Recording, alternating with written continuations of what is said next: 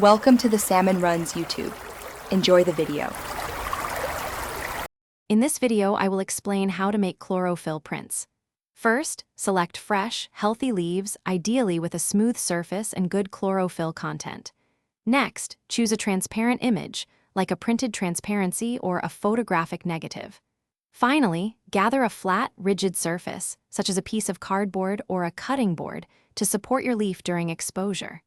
This simple setup is all you need to begin your botanical art project. To prepare, select leaves that are relatively flat and free of blemishes.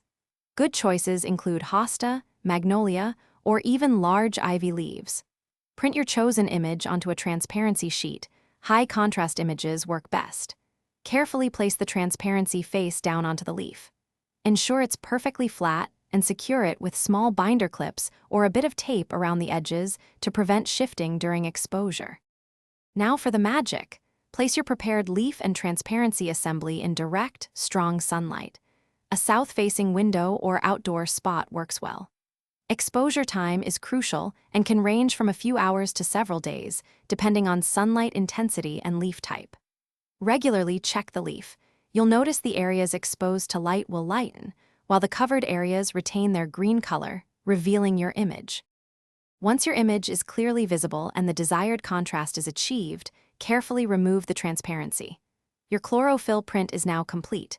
Remember, these prints are delicate and will continue to change over time, so handle them gently. You can preserve them by pressing them or framing them away from direct light.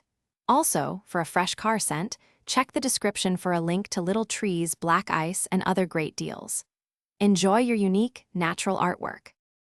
Thanks for watching. Consider subscribing if we helped you.